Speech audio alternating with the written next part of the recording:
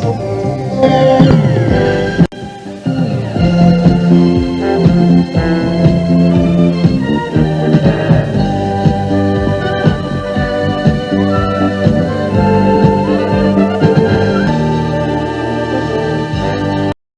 don't want to rent. I don't want to be surrounded by apartment buildings. I know traffic is something that people get very upset about. This density bomb in this one space. You know, in this general sort of uptown area, traffic is actually down fairly significantly in the past 15 years, and everyone, Okay. I want to have other neighbors that are single-family homes and have backyards. And I know, as we've had, thank you. On Lake Calhoun, now named B'dai if I've got that correct. And I stand here today despite being told how hopeless it would be. We need to have more families in this neighborhood, not more single apartments.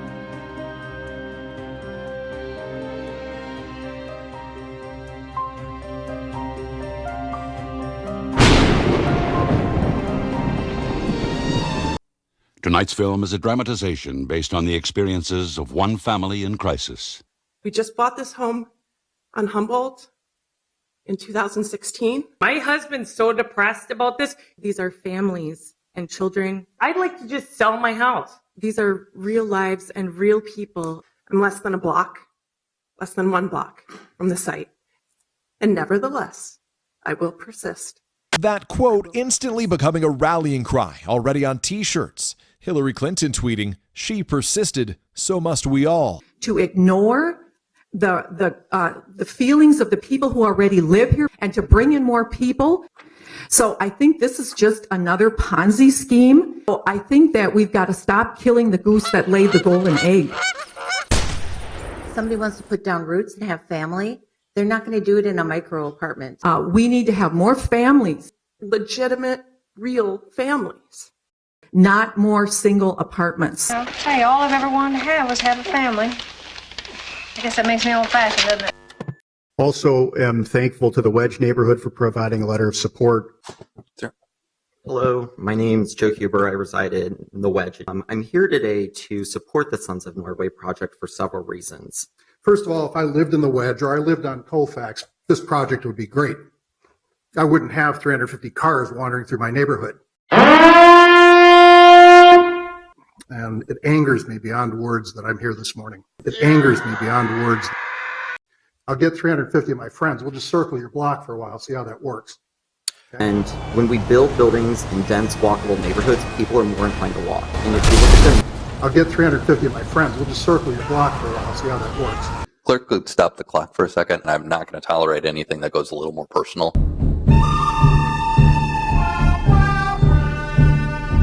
No, but I want to make sure you understand that this is personal for us in Echo. This is our neighborhood. It really angers me as well as my compatriot over there.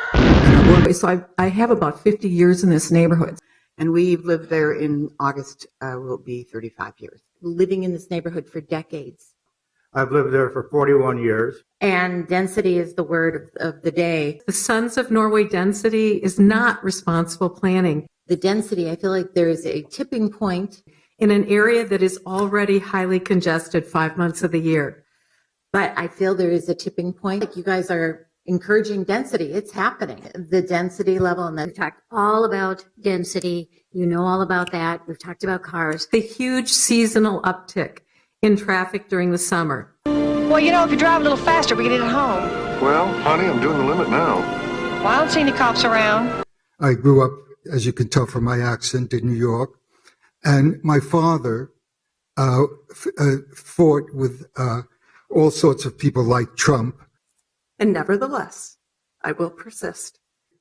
When I grew up on the Upper West Side and Giuliani became mayor of New York, he destroyed a whole section of New York City. There's no such thing as developers. There's such a thing as people who want to make profit by buying buildings or building buildings. In fact, my house is on many of those renderings. 5 stories, 59 feet, which is 3 feet above the what would be allowed under the current zoning. This is so far out of proportion. Nevertheless, she persisted. That your decision will signal to these global profit-driven development firms and our community and our city are for sale to the highest bidder. $850,000, $1.2 million, $449,000.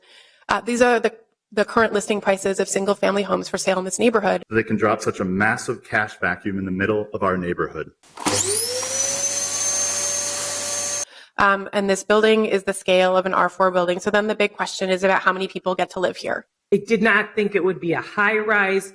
The Graves building, we dealt with it. It's beautiful. I don't have a problem with it. It's reality. The Graves building, I want to make clarification, has 9 units in it.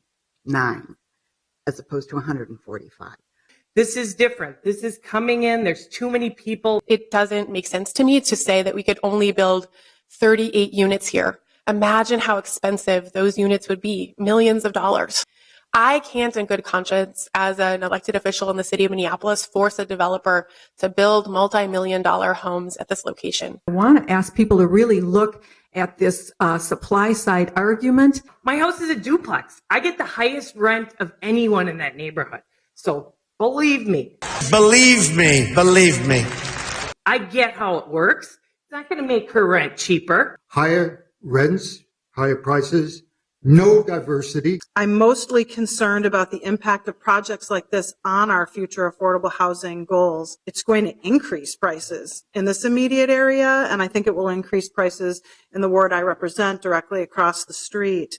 It's almost like we have this Republican-esque kind of trickle-down theory going on, that if you just build a lot more, then that will free up units at the lower level. Then everybody's property values, everybody's property taxes go up, then rents go up. I just want to speak in favor of the Sons of Norway project. I personally don't believe that increasing supply alone will solve the affordable housing problem, but it's definitely an important tool. Republican-esque. Minneapolis has critical housing needs. There's a vacancy rate of about 3% or lower. And if projects like this are not built, it's going to get worse. Rents are going to get higher. This is the exact type of thing that needs to be built, and that's because of exclusionary zoning that Minneapolis has had for a long time. I simply do not understand what is controversial about building a 5-story building full of apartments. There's nothing wrong with people who live in apartments. This is one of the most walkable neighborhoods in the state. We need more neighbors. I was very privileged to grow up in Minneapolis, in the Sitna neighborhood. We should have more people that have that opportunity like me. And how can you do that? You build more housing. Okay, Lucia's restaurant closed, okay, because they built a development on that corner and took their parking all away. So I'm sorry, the developer is so out of touch that he doesn't realize that the last development that went in our neighborhood killed one of the city's most beloved restaurants. Congestion and more destruction. The destruction of this small area plan. Our Uptown Small Area Plan, which has won an award for excellence, is being trashed. The small area plan represents the desires and wants of the neighborhood. The parking they are providing is not adequate. There is not sufficient parking either in this development or past development. It's too many people. It's too many cars. 323 parking spaces for 325 units is misleading. My point is enough. When you consider 93 of the apartments are 2-bedroom, and the parking spaces for residents must be paid for. Cars are a reality.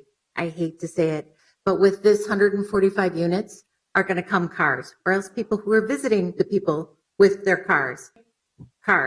We, Minnesotans, the bold North, are better than this. I'm pro-development. However, I'm pro-responsible development. Responsible development. I think you're out of time, unfortunately. Unique circumstances not created by person presently thank you very much. Property. Thank you.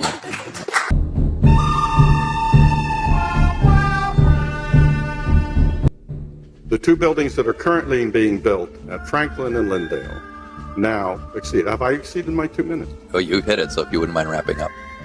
What? If Wrapping you wouldn't, it up. Yes, please. Right.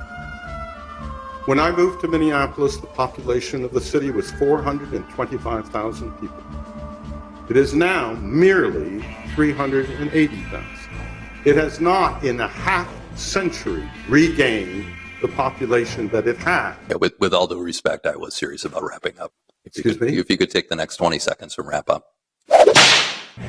The appeal that you have is disingenuous. And what they're excuse me. saying is that. Oh, excuse me. I also just want to give you a heads up, though, like if you wouldn't mind just starting to wrap up. Okay.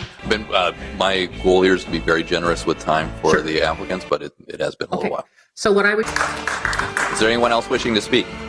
Can I add 15 seconds? No, you cannot. Is there anyone else wishing to speak? So much for democracy. I've got 3 sentences. I would cut that to 1. Well, I'll Seriously. combine Thank you. If you could start to wrap up, I know we have questions. Please hold the clapping. Sir, you ready to speak? Thank you. Please hold the clapping. Everyone else has gotten 2 minutes. There's more people waiting to speak. I know that. Okay. Gentrification means Is undoubtedly going to contribute to congestion. Thank you.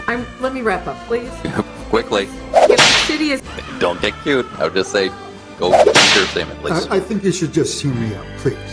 And the traffic that has infiltrated the neighborhood. Our ECHO board and community letters opposing this large-scale project have been hidden and diluted among suspicious citywide emails without addresses. And so if we talk about more density, more bikes, more people walking, people always try to cross the street where they're not supposed to. Talking about a green space in the middle, which from our understanding is going to be astroturf, not green space. And the other is that in the winter we'll have a little skating rink there. We have a beautiful skating rink down on Lake of the Isles. That is really not an amenity. I know because of the business I'm in, it's happening. We can't cry and scream. I'd love it. Lay in the road. Yeah, we'd like the whole thing to be a part. Well, it's not going to happen. All right, thank you. Can you finish up, please? Yeah, this sucks. This is funded in part by the annual financial support of viewers like you.